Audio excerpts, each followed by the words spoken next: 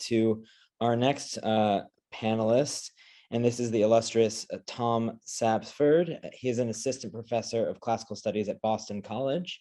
His work focuses on social and mimetic performance in the Greek and Roman cultures, dance, and queerness. His book, Performing the Kinaidos, Unmanly Men in Ancient Mediterranean Cultures, was recently published by Oxford University Press and has been mentioned by several panelists at this very conference. So it's getting quite a bit of buzz, and I am a huge fan myself. So he'll be presenting Not That Arthur Evans, a Fagiography. Take it away, Tom. Thank you so much. And I'd like to just also thank the organizer of this conference for making such an amazing space conducive for what Karen Thompson calls relocations, remote intimacies. Okay, hopefully you can see that.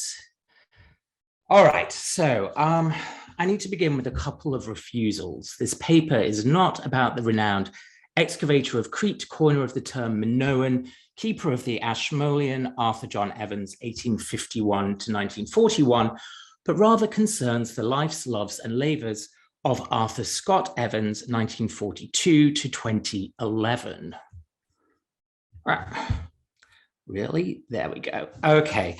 R. Evans did not complete his PhD thesis in ancient Greek philosophy, though he was enrolled in Columbia University's philosophy department as a doctoral student from 1961 to 1971, nor was he in attendance at the Stonewall riots in June 1969, even though this event spurred Evans to become deeply involved in the nascent gay rights movement. And lastly, and paradoxically for our conference, Evans as a gay radical in no way identified with the term queer. Yet, as I aim to show today, his activism, scholarship, and spiritual practice not only shares much alliance with queer forms of existence and epistemology, but also does this by a particularly subversive engagement with classical antiquity, as demonstrated in all three of his major written works: Witchcraft and the Gay Counterculture, 1978, The God of Ecstasy, Sex Roles and the Madness of Dionysus, 1988, and Critique of Patriarchal Reasons, 1997. Born in York, Pennsylvania in 1942 to working class parents, Evans attended Brown University but completed his BA at City College, New York. He subsequently was accepted into the PhD program at Columbia University, where he studied under Paul Oscar Christella, a specialist in Renaissance humanism and a student of Heidegger's. Evans had begun writing his dissertation on ancient Greek philosophy. However, disillusioned with Columbia's political and moral outlook, in particular, the university's complicity in America's military action against Vietnam, he dropped out of grad school and left New York in search of a radically different way of life. Initially, he settled in a remote part of Washington state in 1972, where with two other men, he began homesteading a 40-acre patch of land, which they renamed New Sodom under the guise of the Weird Sister Partnership. In 1974, Evans relocated again, this time to an apartment on the corner of Haight and Ashbury Streets in San Francisco, which was to remain Evans's home until his death of a heart attack in 2011. During Evans's time in San Francisco, he opened a small Volkswagen repair business called the Buggery, continued to be involved in gay activism, and in December 1984 wrote and directed a production of Euripides' Bacchae at the Valencia Rose Cabaret. Political activism threads through Arthur Evans's life from his early undergraduate days at Brown University until his later years in San Francisco. At Brown, Evans and his college roommate formed a chapter of the Free Thinkers Society, which protested against the weekly Christian services required of Brown's students, though at the time the college was technically a secular institution. This incident is significant for two reasons. First, it was the point at which Evans switched his academic focus from chemistry to political science. And second, it demonstrates Evans's lifelong animosity to organized religion, particularly Christianity, in the ways in which it had, according to Evans, oppressed marginalized groups, in particular women and homosexuals. It was, however, the Stonewall riots of 1969, which led Evans into a lifetime of gay activism and to assume a prominent role in the gay rights movement in New York at the end of the 1960s. Though not present at Stonewall, Evans and his then lover Arthur Bell joined the Gay Liberation Front shortly after the riots. GLF's stated aim was the liberation of homosexual men and women from social, psychological, and legal political oppression. Though initially Evans was enthused to find fellow gays and lesbians organizing politically, and was the first time, he writes, able to make a connection between being gay and his participation in demonstrations for peace and Black civil rights, he found the group too chaotic and its scope too wide. Consequently, in December 1969, Evans, along with Marty Robinson and Gin Owls, formed their own splinter group called the Gay Activists Alliance, complete with aims, constitutions, and bylaw. It had in place a narrower remit and organizational structure and used, as you can see, the Greek letter lambda as its emblem. Evans borrowed further from ancient Greek culture as he reflected years later. According to the proposed constitution, the group would be a direct participatory democracy, reminiscent in style of the ancient Greek city-states. Anybody who wanted to could join the group, provided he or she was minimally active in the group's activities. Non-paid officers would be elected for a term of 1 year and could be removed at any time by vote of no confidence. Proposals for actions by the group would be openly debated on the floor according to reasonable rules of order and adopted by majority rule. Central to the Gay Activists Alliance modus operandi was a form of non-violent direct action termed the ZAP, in which activists would confront their homophobic oppressors in high-profile settings, in extravagant theatrical manner, and usually in situations which were being covered by the mainstream media. This was a technique echoed so effectively by ACT UP at the height of the AIDS crisis. I'd like to turn now to Evans's 3 publications which share a central claim and which heavily engage with classical culture.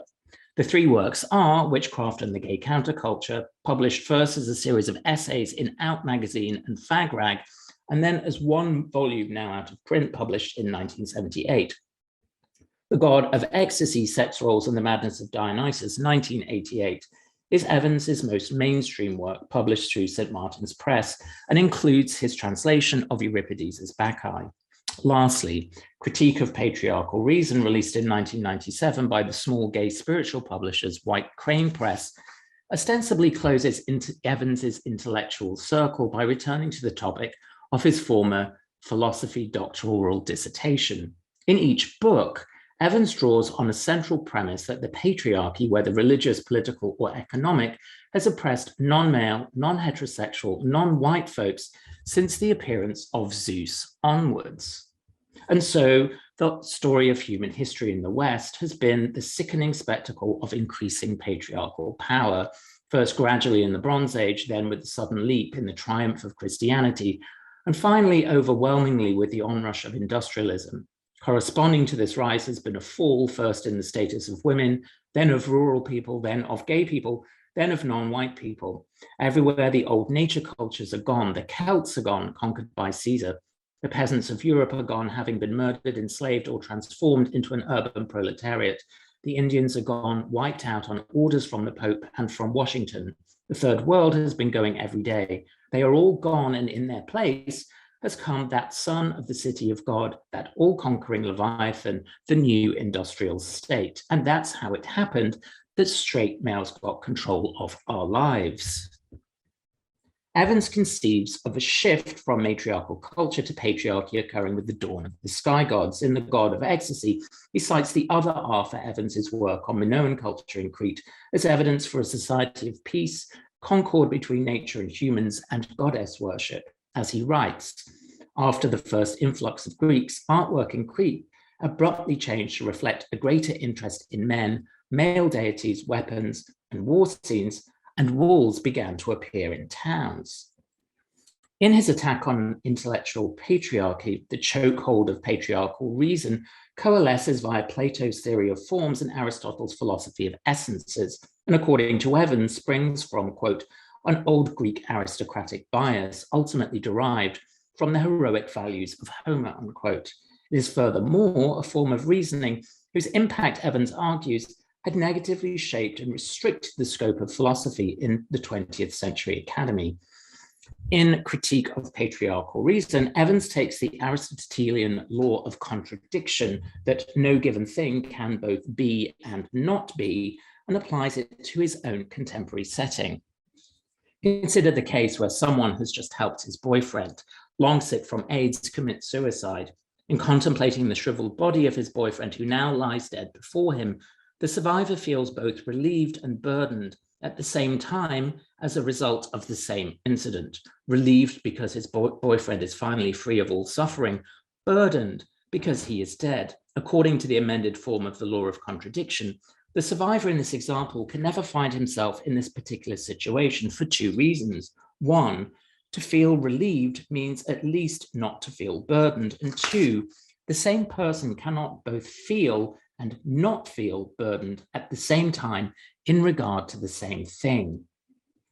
Evans's refutation of formal logic here is notable not only for its inclusion of a particularly queer scenario, the AIDS crisis being one of the catalysts for the reclamation of the term queer in political action, but also for its awareness and dissatisfaction, both with axiomatic formulations and the limitations of binary thinking, esti, uk esti. To me, this seems a similar questioning to that being undertaken in the early texts of queer theory in general, and in Eve Sedgwick's work in the epistemology of the closet in particular, where she likewise devotes much space to revealing the unequal power division affected by binary and axiomatic thinking. Lastly, Evans in the above example demonstrates his tendency for applying the thinking of the ancients into contemporary situations and praxes. This application of historical and cultural criticism to everyday ways of life has more radical consequences in the way in which Evan lives out the connected theses of the two earlier books, Witchcraft and the Gay Counterculture and The God of Ecstasy.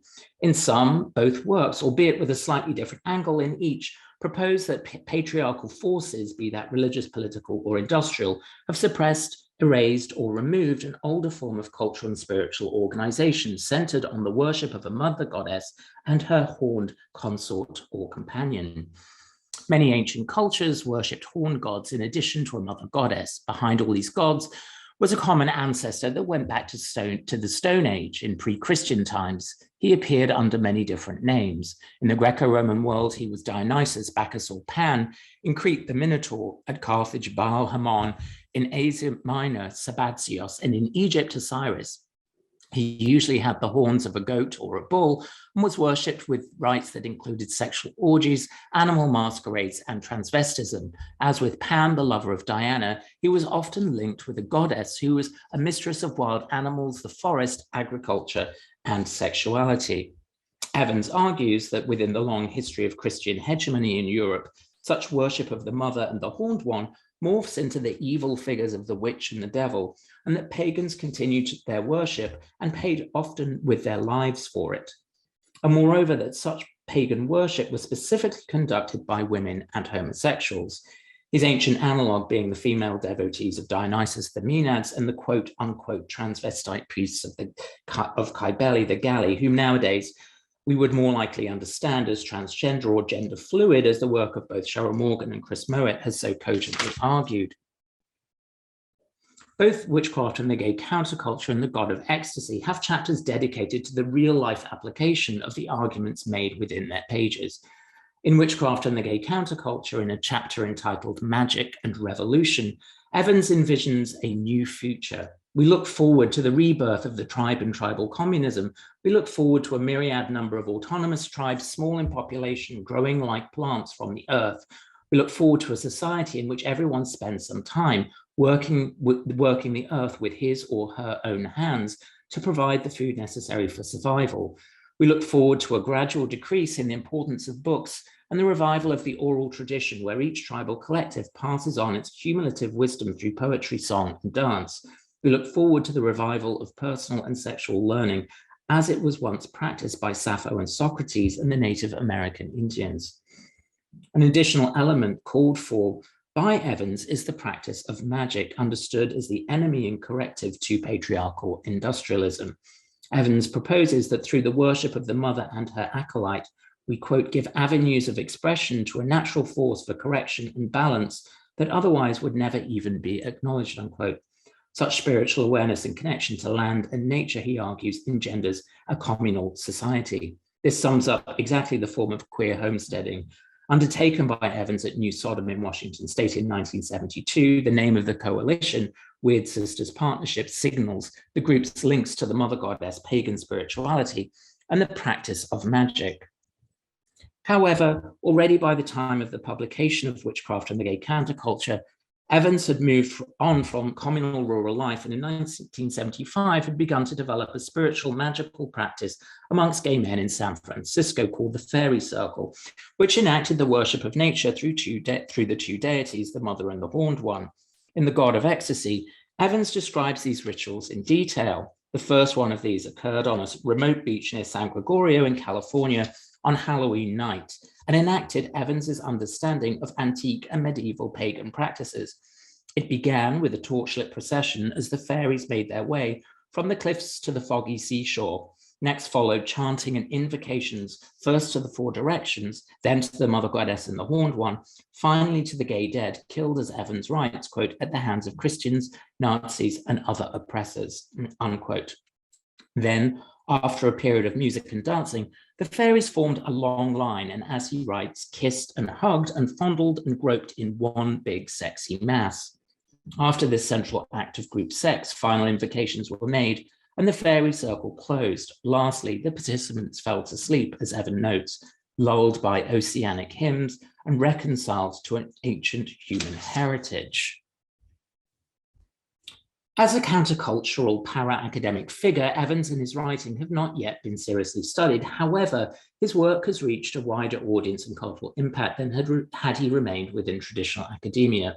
Furthermore, by engaging in the lived embodiment of ancient practices, group organization at the Gay Activists Alliance, his refutation of logic in the depths of the AIDS crisis, and the building of community through Dionysiac ritual, Evans took the ideas of the ancient world and attempted to use them as strategies for dealing with the ills of his contemporary society. Yet the work that Evans does in pointing out the historical links and similar forms of oppression experienced by folks across lines of sex, gender, sexuality, ethnicity, and class contrasts peculiarly with his aversion to the broader aims of the queer movement, as he details in a letter written to the San Francisco Bay Times in 2009. The taboo on the word gay developed because lesbians, bisexuals, and transgender people saw the world as referring only to homosexual males. Some academicians have added to the problem. They claim that the word with its present double meaning of both cheerful and homosexual doesn't go back before the 19th century. Apparently, they never heard of the myth of Ganymede, the beloved of Zeus in ancient Greek. The word Ganymede means both cheerful and homosexual.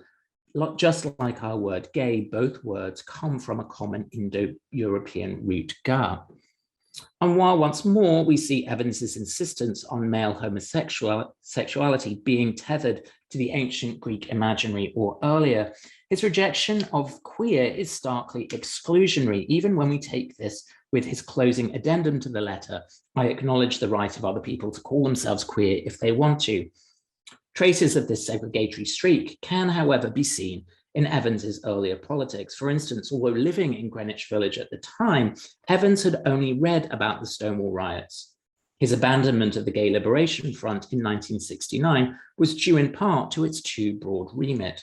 Furthermore, Evans's support of a controversial city measure, Proposition L, aimed at prohibiting folks from sitting or lying on city sidewalks, once more shows his exclusionary bent. This was a blatant attack on the city's large unhoused population. With the original Witchcrafting the Gay Counterculture out of print, it was an anonymous queer anarchist collective, Feral Death Coven Clandestinity, who published an unauthorized edition of the book in 2013. As they state in their introduction, though they share kinship with Evans's ideas in the book, they chafe against some of his methodological maneuvers, in particular, his reliance on anthropological and socialist perspectives. However, their disapproval of Evans's later politics is scathing. It is important for us to note that Arthur Evans took a disgusting turn later in his life, becoming an advocate for the policing and safety of his neighborhood in San Francisco. For this ridiculous inconsistency, he cannot be forgiven. The struggle against his inquisitors and his inquisitors and police against civilized safety must be total in its character. Feral death covered clandestinity with their underground, uncopyrighted, unauthorized edition sought to move the work to a broader audience and establish it, they state, quote, within a queer canon against civilized order, unquote. Their edition was done without permission, with no respect for laws and processes surrounding the ownership of texts, and in direct opposition to collectors and academics who leave their tattered editions to rot on shelves. This attitude to me seems correct. Evans is best viewed as opening a way for us in forging queer kin ties, which acknowledge a spiritual realm and foster political and intellectual groupings based on commonality that are in line with ecological respect and against industrial capitalism. Today, I hope to have also begun joining in with that work.